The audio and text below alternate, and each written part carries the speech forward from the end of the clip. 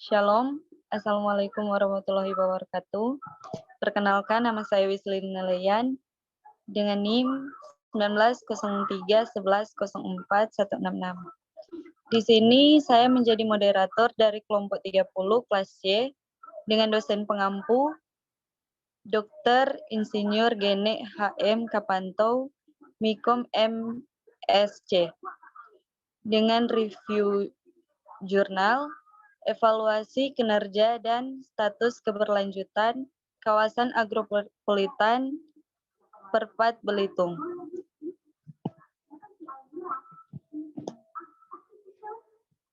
Dari sumber Haryadi H. Harrison C. dan Suwito E. 2012, evaluasi kinerja dan status keberlanjutan kawasan agropolitan Perpat Belitung, Agrikan Jurnal Agribisnis Perikanan. Next. Entitas jurnal. Judul jurnal, evaluasi kinerja dan status keberlanjutan kawasan agropolitan Perpat Belitung. Penulis Hermawan Cahyo Nugroho Swesilo Sauhar Suryadi.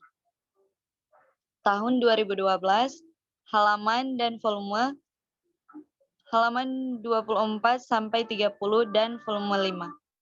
Jenis jurnal, jurnal ilmiah agribisnis dan perikanan. Oke, baik. Berikutnya, latar belakang. Pesatnya laju pertumbuhan penduduk membuat pemerintah perlu terobosan-terobosan untuk menahan arusnya urbanisasi. Salah satunya yaitu melalui pembangunan pedesaan secara keseluruhan, karena di dalamnya tercakup pula 3 hal yang menjadi dasar dalam pembangunan, yaitu manusia, lingkungan, dan juga usaha. Salah satu jenis programnya adalah program pengembangan kawasan Politani atau PKA. Yang berikut permasalahan. Berdasarkan hasil penelitian, diperoleh beberapa kendala dalam pembangunan kawasan agropolitan di Kabupaten Nganjuk. Yang pertama, perbedaan sikap dan gaya bekerja pada stakeholder. Yang kedua, perbedaan kondisi organisasi. Yang berikut, faktor sumber daya manusia. Selanjutnya ada metode penelitian. Penelitian ini menggunakan pendekatan kualitatif dengan jenis penelitian deskriptif. Dengan penelitian kualitatif akan diperoleh informasi. Selanjutnya, dengan informasi tersebut dapat membuat interpretasi dan analisis untuk mendeskripsikan koordinasi antar stakeholder yang terlibat dalam pelaksanaan rencana pengembangan kawasan agropolitan di Kabupaten Nganjuk. Selanjutnya, fokus penelitian di sini itu terbagi menjadi 2. Yang pertama itu koordinasi antar stakeholder dalam pelaksanaan program pengembangan kawasan agropolitan di Kabupaten Nganjuk meliputi 4 hal. Yang pertama itu peran masing-masing stakeholder berdasarkan klasifikasi dan jenisnya. Yang kedua itu mekanisme kerja tim, Pokja, dan sekretariat pengelola kawasan agropolitan.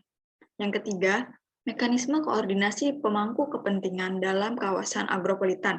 Dan yang terakhir itu ada dinamika hubungan kerjasama antar stakeholder.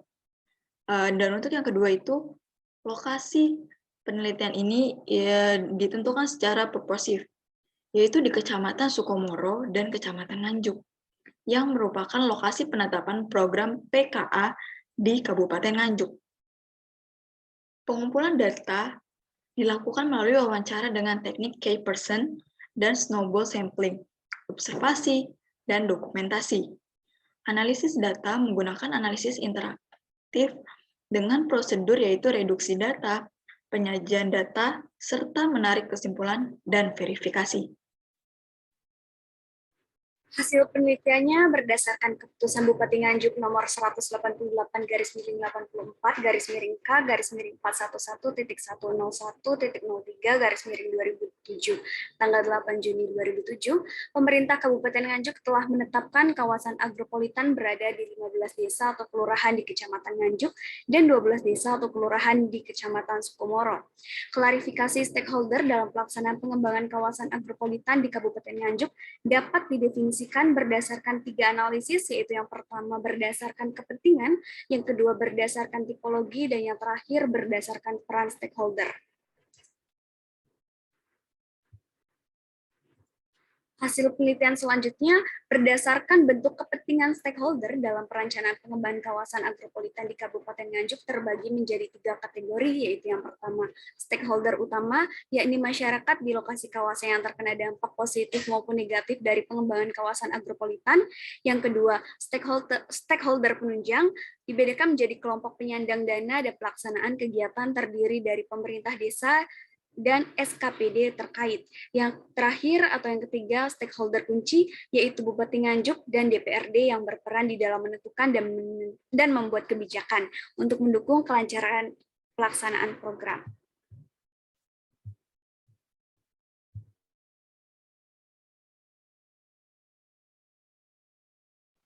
Hasil penelitian selanjutnya yaitu berdasarkan tipologi stakeholder ini dapat dikategorikan beberapa tipe stakeholder yang terkait di dalam pengembangan kawasan agropolitan di Kabupaten Nganjuk, yang meliputi yang pertama ada definitive stakeholder yaitu DPRD dan Bupati Nganjuk, yang kedua ada dependent stakeholder yaitu Bapeda Nganjuk beserta beberapa SKPD yang terkait langsung, dan kemudian yang ketiga ada discretionary stakeholder yaitu seluruh SKPD di Kabupaten Nganjuk yang urgensinya itu tidak terkait secara langsung dengan pengembangan kawasan agropolitan, dan yang terakhir ada demanding stakeholder yaitu masyarakat di Kecamatan Sukomoro dan Kecamatan Nganjuk. Dan yang terakhir ada kesimpulan. Kesimpulannya yaitu berdasarkan hasil penelitian dapat dianalisis bahwa jenis stakeholder yang paling dominan adalah definitive stakeholder karena merupakan penentu dalam keberhasilan perencanaan pengembangan kawasan agropolitan di Kabupaten Nganjuk.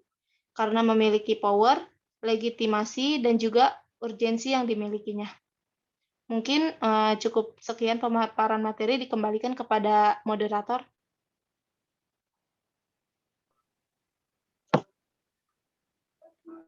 Demikian pemaparan materi dari kelompok kami. Diucapkan terima kasih.